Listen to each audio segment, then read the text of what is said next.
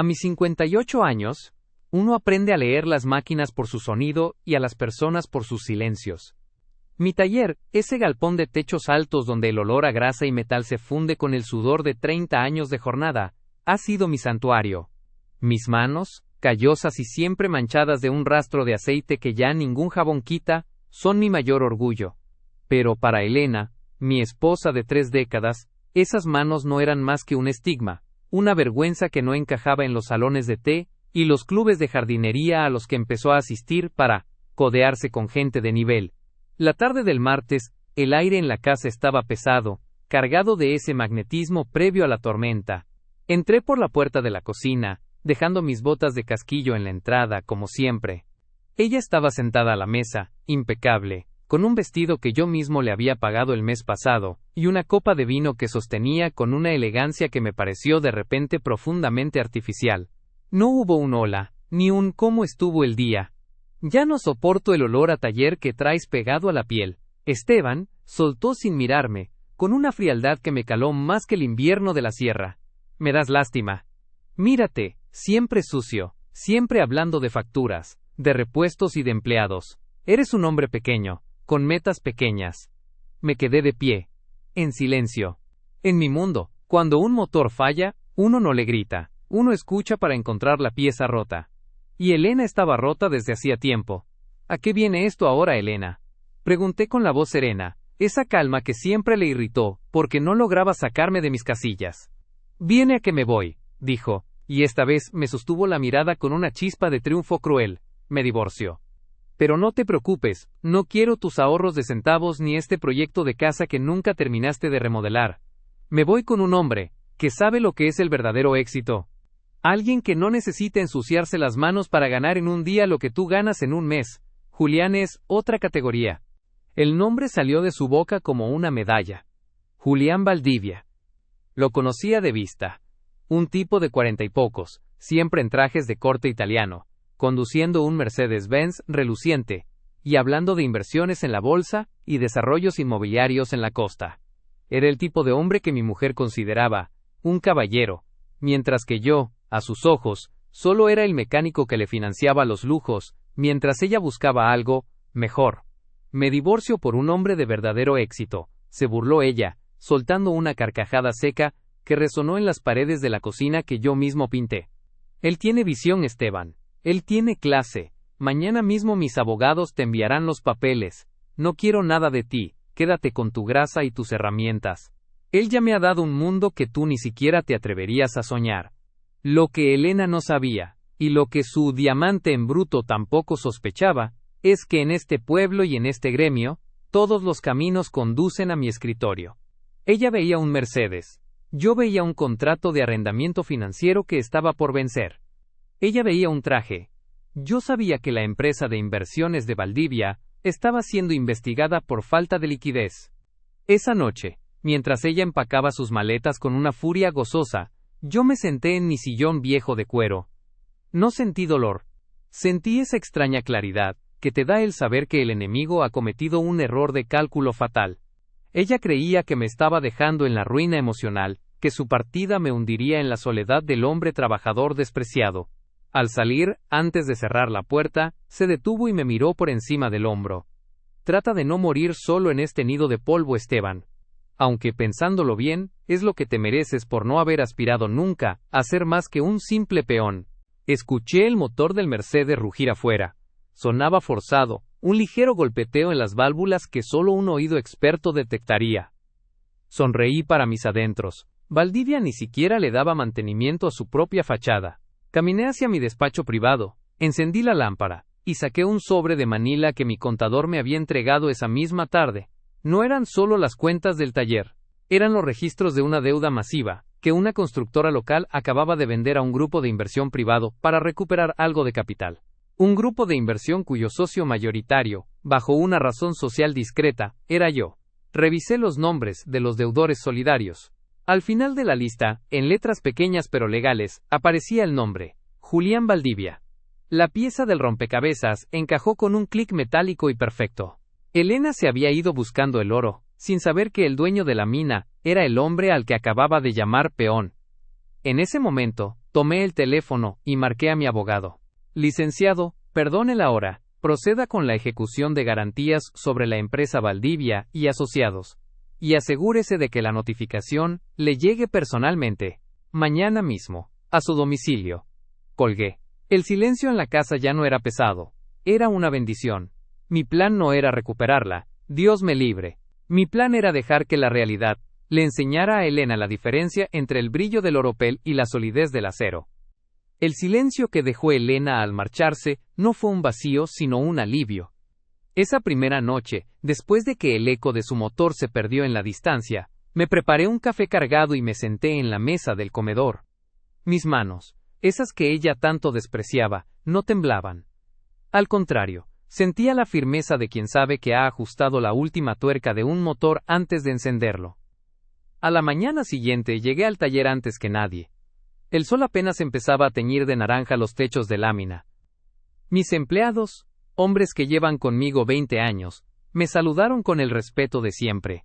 Ellos no sabían que mi esposa me había dejado por un hombre de éxito, pero sabían que cuando yo me encierro en mi oficina con el ceño fruncido y una carpeta bajo el brazo, algo grande se está cocinando.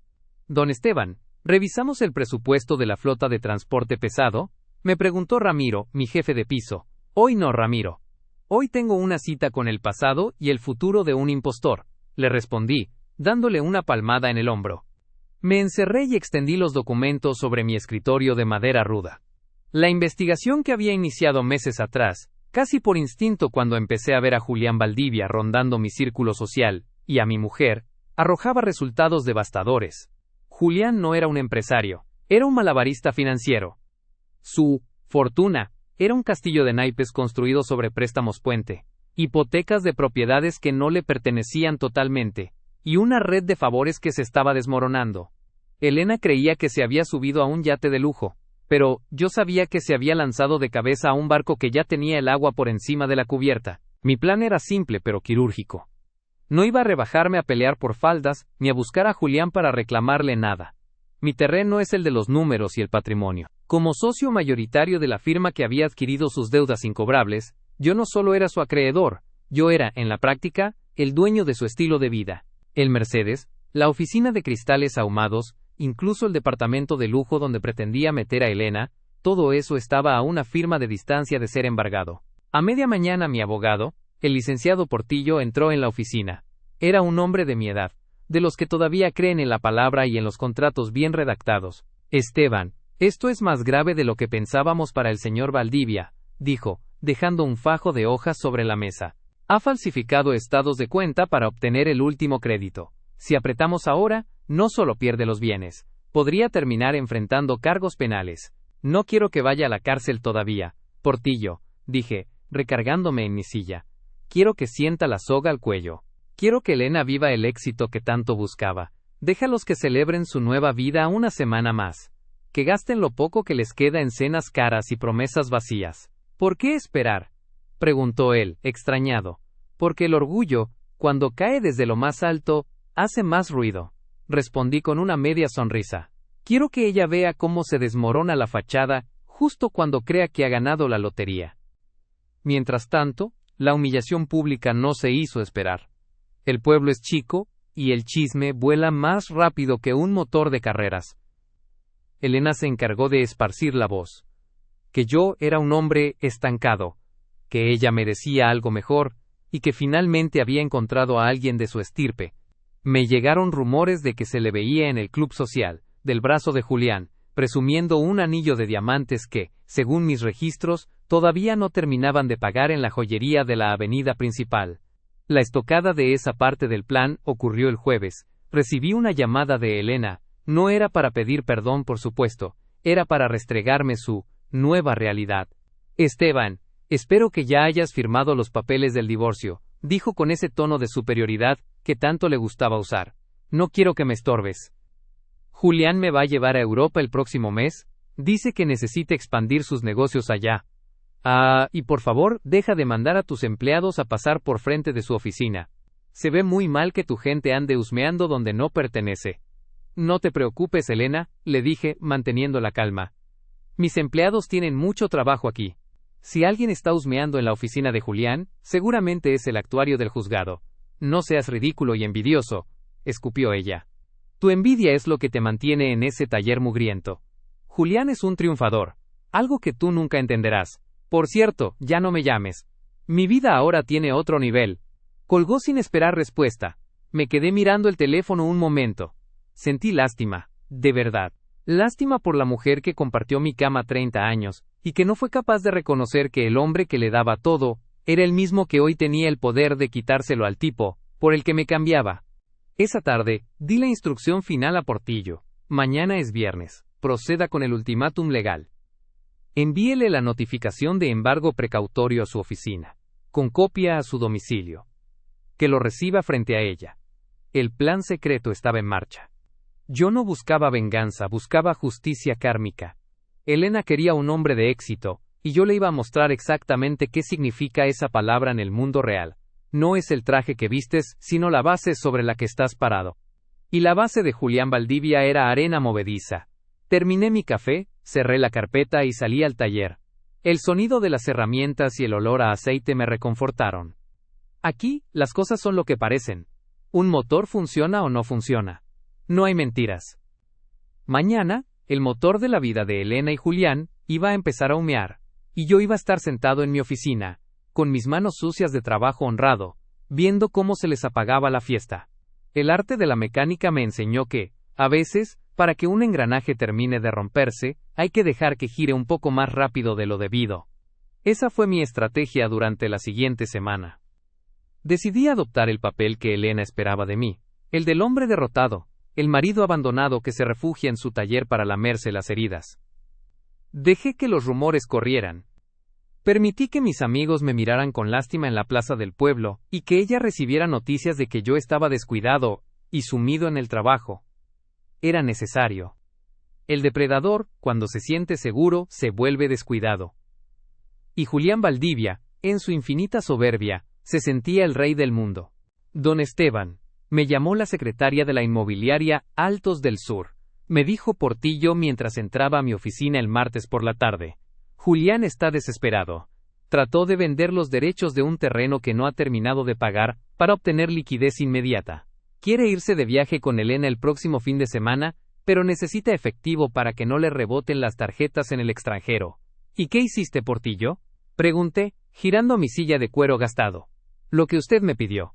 Pusimos una oferta a través de una empresa fachada. Una oferta generosa, pero con una cláusula de revisión inmediata de gravámenes. Él está tan urgido de impresionar a su mujer, que no leyó la letra pequeña. Firmó la opción de venta hoy mismo. Sentí una satisfacción fría. Julián acababa de poner su cuello en la guillotina, por un fajo de billetes que apenas le serviría para mantener las apariencias unos días más. Al firmar ese documento me otorgaba el derecho legal de intervenir todas sus cuentas relacionadas con ese proyecto si se detectaba cualquier irregularidad. Y vaya que las había. Esa misma tarde el destino, o el karma, quiso que me cruzara con ellos en la calle principal.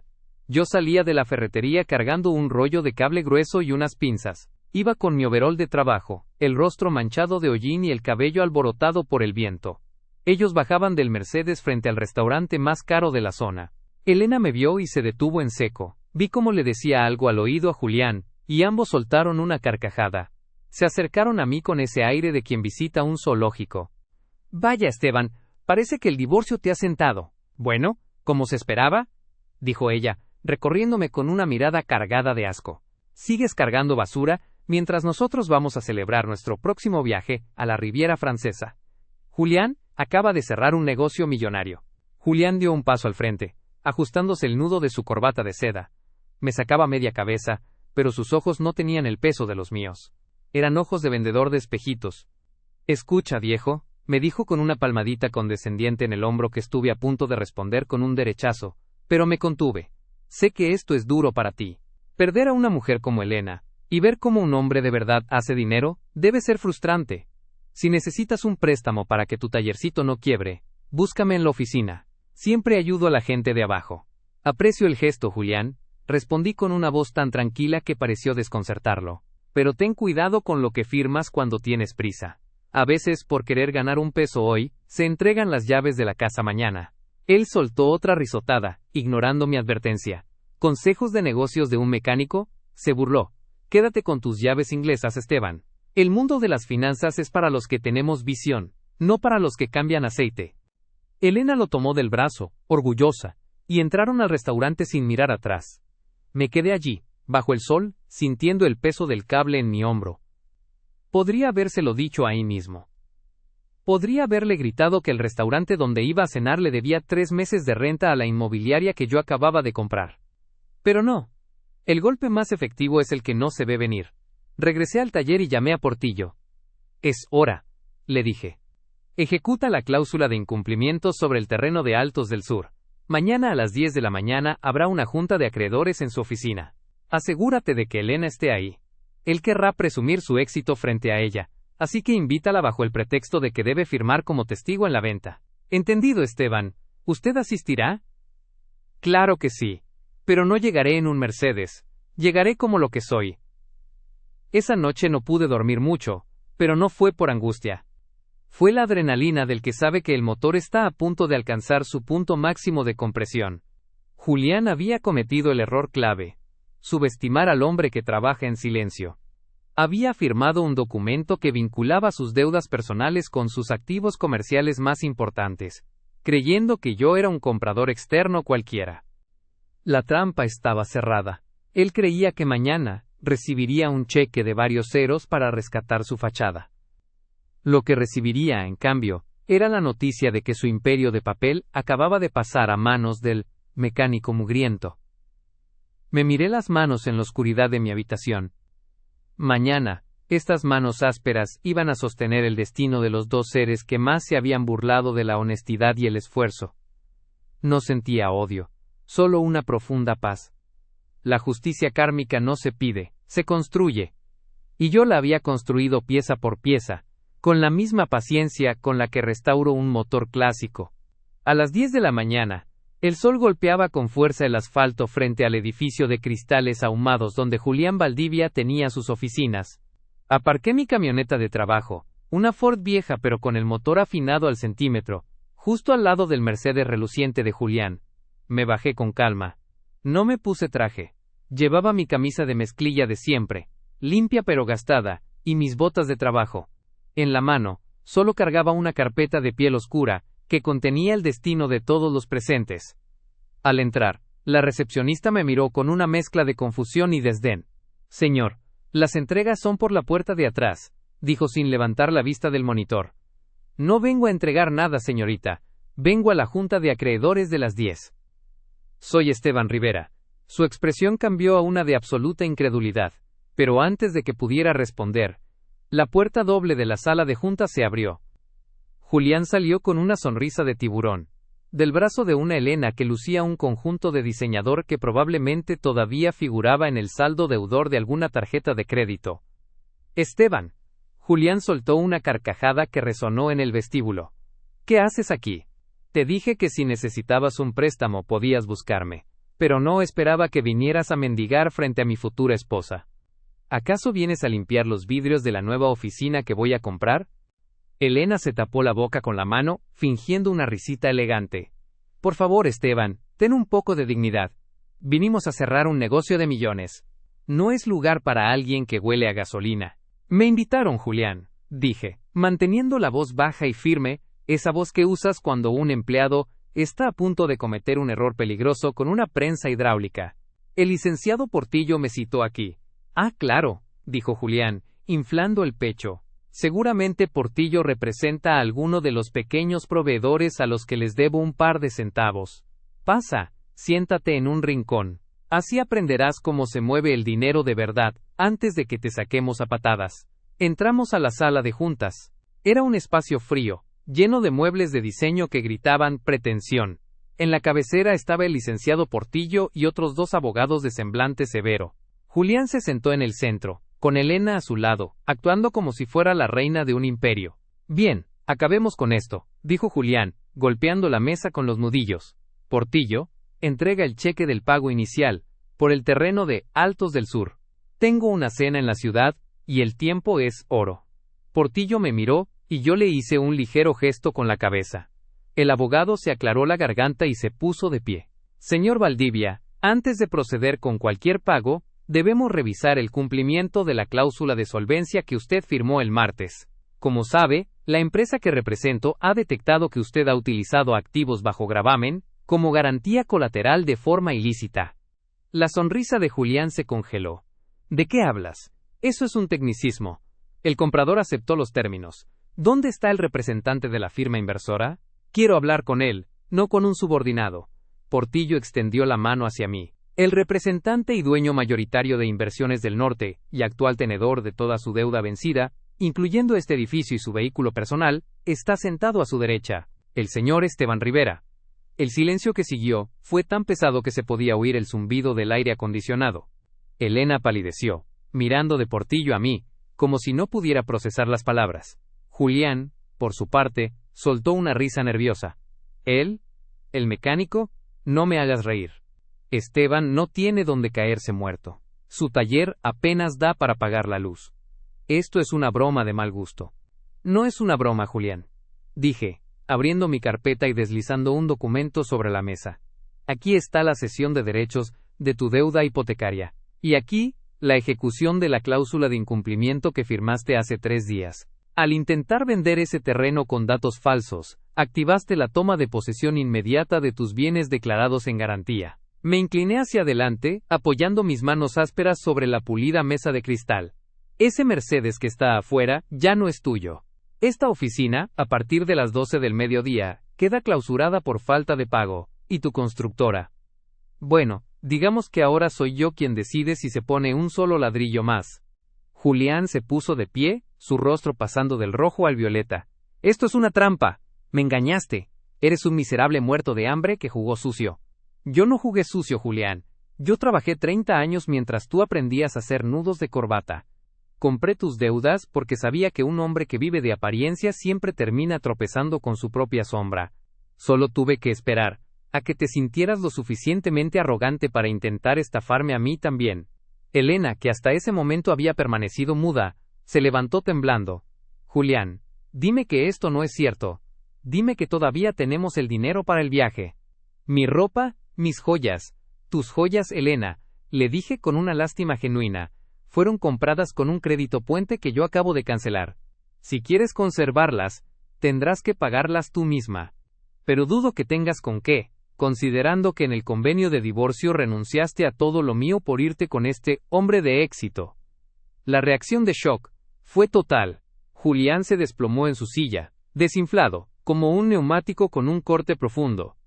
La fachada de millonario se había evaporado, dejando ver a un hombre asustado y quebrado.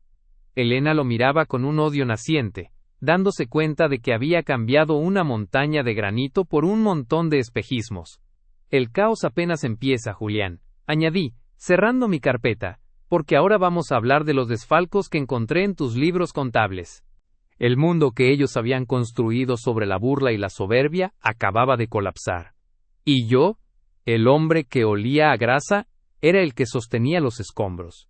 El aire en la sala de juntas se volvió irrespirable para ellos. Julián tenía la mirada perdida en algún punto del suelo, mientras sus manos, finas y cuidadas, jugueteaban nerviosamente con un bolígrafo de marca que ya no le pertenecía. Elena, por su parte, parecía haber envejecido 10 años en 10 minutos. El brillo de sus ojos, antes cargados de una altivez hiriente, se había transformado en un vacío de puro pánico. Esto no puede estar pasando, susurró ella, aunque nadie le preguntó. Esteban, tú no eres así. Tú eres un hombre bueno, un hombre sencillo. No puedes hacernos esto. Tienes razón, Elena, respondí, poniéndome de pie con la lentitud de quien no tiene prisa porque ya es dueño del tiempo. Soy un hombre sencillo. Pero la sencillez no es estupidez. Ustedes confundieron mi silencio con ignorancia, y mi trabajo duro con falta de ambición. Ese fue su error de diagnóstico. Portillo hizo una señal a 2 hombres que esperaban en la puerta. Eran los auditores y el personal de seguridad que venían a formalizar el cambio de administración. Señor Valdivia, dijo Portillo con tono profesional, tiene exactamente 15 minutos para recoger sus objetos personales de su oficina. El vehículo Mercedes-Benz placa 722 JAVL queda bajo resguardo judicial en este momento. Las llaves, por favor. Julián levantó la cabeza. El sudor le perleaba la frente, arruinando su peinado perfecto. Con un temblor evidente, sacó el llavero con el logo de la estrella de plata, y lo deslizó sobre la mesa. El sonido del metal golpeando el cristal sonó como un disparo final. Esteban, hablemos, rogó Julián, su voz ahora aguda y quebrada. Podemos llegar a un acuerdo. Yo sé cómo manejar estos negocios, tú solo eres un mecánico. Necesitas a alguien como yo, para que esta empresa no se hunda. Si me das un margen, puedo recuperarlo todo, y te pagaré con intereses. ¿Manejar negocios? Solté una risa seca, sin rastro de alegría. Julián, has estado cavando un hoyo para tapar otro durante 3 años. Lo que tú llamas negocios es una estafa piramidal, vestida de seda. Yo no necesito que manejes nada. Lo que voy a hacer es liquidar tus activos, pagarle a la gente honrada la que le debes, y lo que quede, lo invertiré en ampliar mi taller, para dar empleo a mecánicos de verdad, no a charlatanes de oficina. Elena se acercó a mí, tratando de poner esa mano suave sobre mi brazo, buscando la vieja conexión, el rincón de mi corazón, que ella creía que aún le pertenecía por derecho de antigüedad. Esteban, perdóname, dijo, y sus ojos se llenaron de lágrimas que por primera vez no me conmovieron. Me dejé deslumbrar. Fui una tonta. Este hombre me mintió, me prometió cosas que no eran ciertas. Yo te amo, Esteban. 30 años no se borran así. Regresemos a casa, hablemos como adultos. Yo te ayudaré a manejar todo esto, podemos ser la pareja más poderosa del pueblo. Me aparté suavemente. No con odio, sino con una indiferencia que pareció dolerle más que un grito. Hace una semana me dijiste que te daba lástima. Me dijiste que mi olor a grasa te daba náuseas. No te dejaste deslumbrar, Elena. Mostraste quién eras realmente cuando creíste que ya no me necesitabas. El amor que mencionas murió en la mesa de nuestra cocina cuando te burlaste de mis manos. Caminé hacia la ventana que daba a la calle. Abajo, vi como una grúa de mi propia flota de servicios llegaba para llevarse el Mercedes de Julián. El círculo se estaba cerrando. Licenciado Portillo, dije sin voltear. Proceda con el cambio de chapas de la oficina y de la casa que este señor puso como garantía. Elena, tus maletas están en la entrada de la casa de tu madre. Me tomé la libertad de enviarlas esta mañana. Ya no tienes llaves de nuestra antigua casa. Esa propiedad ahora está a nombre de una fundación para huérfanos que he decidido patrocinar. No puedes dejarme en la calle, gritó ella, perdiendo la compostura. Soy tu esposa. Fuiste mi esposa, corregí. Ahora eres la mujer que eligió el éxito de Julián. Pues aquí lo tienes. Disfruta de la victoria de tu campeón. Julián se levantó, tratando de salvar un resto de dignidad, pero, al ver a los guardias de seguridad acercarse, agachó la cabeza y caminó hacia la salida. Parecía un hombre pequeño, un traje vacío, caminando por un pasillo de cristal. Elena lo siguió, pero a mitad del camino se detuvo, y me miró con una mezcla de súplica y rencor. Te vas a arrepentir, Esteban. Te vas a quedar solo con tus máquinas sucias. Prefiero la compañía de una máquina honesta que la de una persona de doble cara, Elena. Al menos las máquinas, cuando fallan, te avisan antes de explotar. La puerta se cerró tras ellos. El silencio que quedó en la sala de juntas era absoluto, pero esta vez, era el silencio del orden restaurado. Me senté en la cabecera de la mesa, la silla que Julián usaba para sentirse importante.